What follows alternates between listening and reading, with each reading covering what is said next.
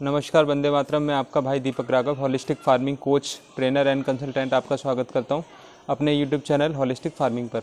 और आज का हमारा विषय है कि किसान आत्महत्या क्यों करता है। जो भारत में किसान आत्महत्या कर रहे हैं वो क्यों कर रहे हैं, उसके पीछे क्या कारण है।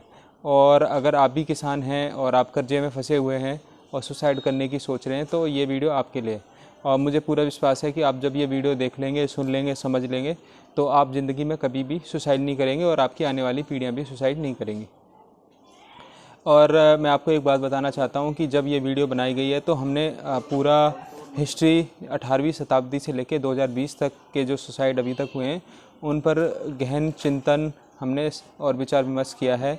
बहुत सारे ऋषि मुनि, साइंटिस्ट, बहुत अच्छे एक्टिविस्ट, बहुत सारे लोग, उन सब से सारे एक्सपीरियंस लेके और कुछ अपनी ज़िंदगी के भी अनुभव लेके, जिनके साथ सुसाइड हुए हैं, जो जानकारी में है, उनको फ़ोन करके उनके इंटरव्यू लेके ये वीडियो बनाई गई है।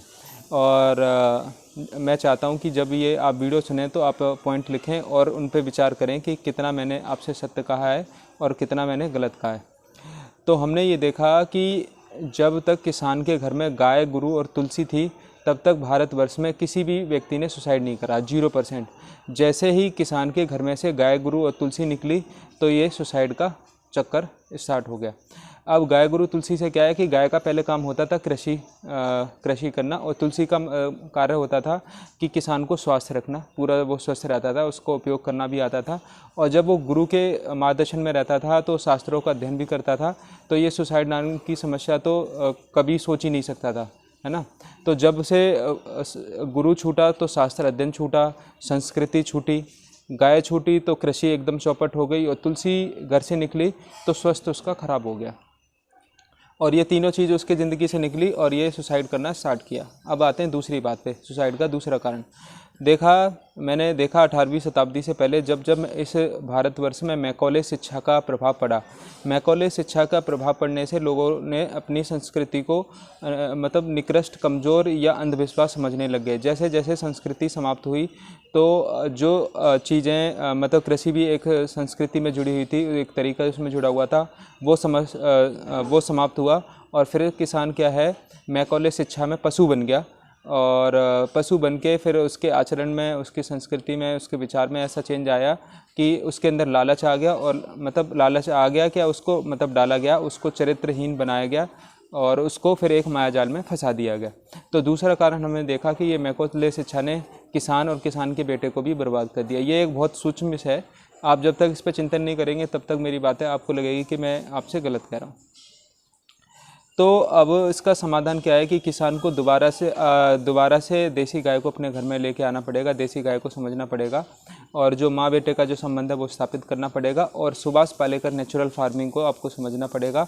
और यही एक कृषि का माध्यम है जो मुझे लगता है कि आज के किसान को बचा सकती है। बहुत सारे लोग कहते हैं कि ऑर्गेनिक फार्मिंग, तो मैं आपको बताना चाहता हूं कि organic farming is more dangerous than atom. Organic farming किसी चीज़ का सोल्यूशन नहीं है, वो किसानों को और हाई रेट में सुसाइड दे सकता है, उसके अलावा कुछ नहीं दे सकता, क्योंकि वो एक विदेशी षड्यंत्र है। और ऑर्गेनिक फार्मिंग से भारत का उद्धार होने वाला नहीं है, वो फिर एक दोबारा से षड्यंत्र है।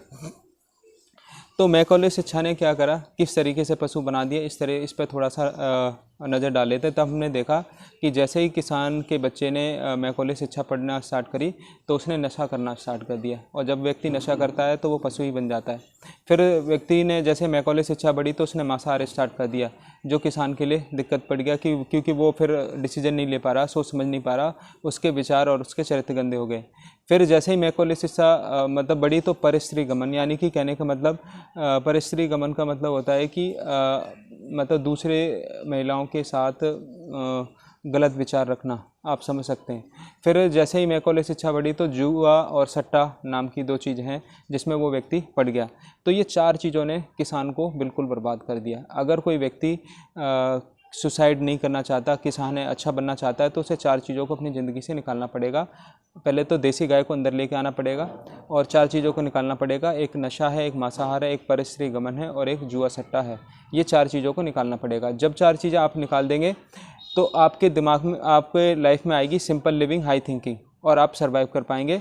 और अभी आपके दिमाग में मैकॉले शिक्षा ने बिठा रखा है king type living. King type living का मतलब ये होता है कि अब भाई राजा जैसी ज़िंदगी, फ्रिज भी होना चाहिए, एसी होना चाहिए, BMW होनी चाहिए, फॉर्च्यूनर होना चाहिए, उसके लालच में आदमी फंसा हुआ है।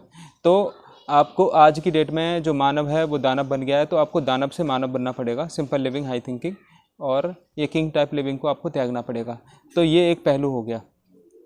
अब दूसरे पहलू पे नज़र डालते हैं जो आज की डेट में है। ये तो मैंने मतलब सूक्ष्म अध्ययन है, अगर आप सूक्ष्म अध्ययन करेंगे तो पता पड़ेगा। अब दूसरा पहलू क्या है कि जैसे जैसे ये मैकॉले शिक्षा का असर होता गया, तो भारत के किसान ने और किसान के बच्चों की जो संस्कृति है, सभ्यता है, और उसको बड़ा गंदे तरीके से देखने लग गए, उसको निकृष्ट तरीके से समझने लग गए, और भारत को एक ये समझने लग गए कि भाई सबसे घटिया भ्रष्टाचार या सबसे बेकार देश यही है।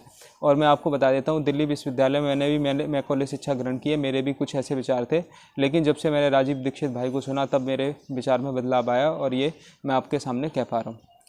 अब समस्या, और अब प्रैक्टिकल समस्या की बात करते हैं, तो एक सबसे बड़ी समस्या है देसी बीज।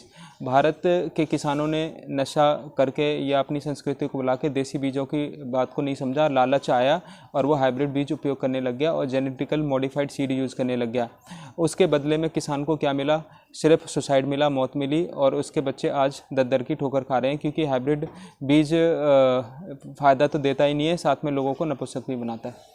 फिर आती एकल फसल। किसान जो है लालच के चक्कर में, कृषि विनाश केंद्र के चक्कर में फंस गया, और कृषि विनाश केंद्र ने उसको ये समझाया कि भाई आलू आलू लगाओ, बैगन बैगन लगाओ, या धान धान लगाओ, गेहूँ गेहूँ लगाओ। जबकि मैंने 18वीं शताब्दी से लेके अभी तक की स्टडी की है, उसमें हमारे पूर्वज ने, हमारे जो किसानों ने कभी भी एकल फसल नहीं लगाई। एकल फसल जो है, एक फसल लगाना क्राइम है, मतलब क्राइम है, 100% वो सुसाइड व्यक्ति करेगा ही करेगा जो व्यक्ति एकल फसल लगाएगा।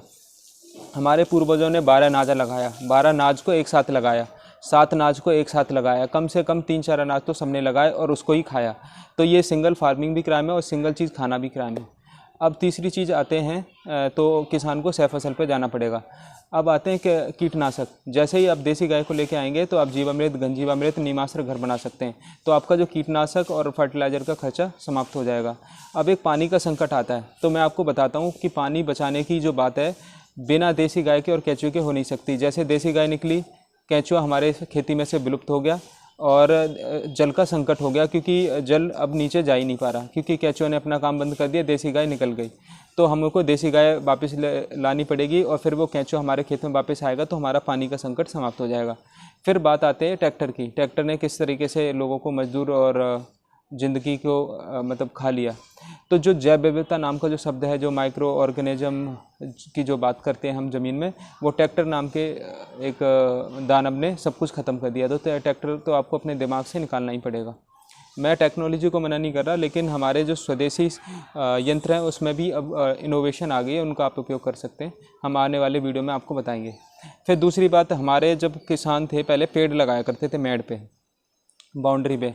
आज की डेट में आप देखेंगे कि पेड़ एकदम है ही नहीं। जब पेड़ नहीं है तो जीव नहीं है, जीव नहीं है तो फिर बारिश वाली जो समस्या है वो आ गई। अगर आप चाहते हैं कि बारिश टाइम पे से आए, क्लाइमेट अच्छा रहे, तो आपको अपने चारों तरफ पेड़ लगाने ही पड़ेंगे, वो भी लोकल वृक्ष, अपने नेटिव वृक्ष, बाहर के विदेशी वृक्ष नहीं।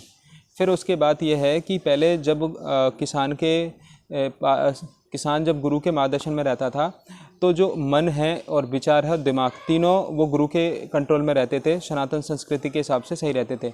लेकिन आजकल मन, विचार और दिमाग यूट्यूब, फेसबुक, टिकटॉक या किसी अदर विदेशी एप्लीकेशन के चंगुल में फंस गए। उस वजह से वो डिसीजन ऐसे लेता है जो यूट्यूब, फेसबुक पे दिखाया जाता है, और उसमें वही दिखाया जाता है जो अमेरिकन, विदेशी, काले अंग्रेज लोग चाहते हैं।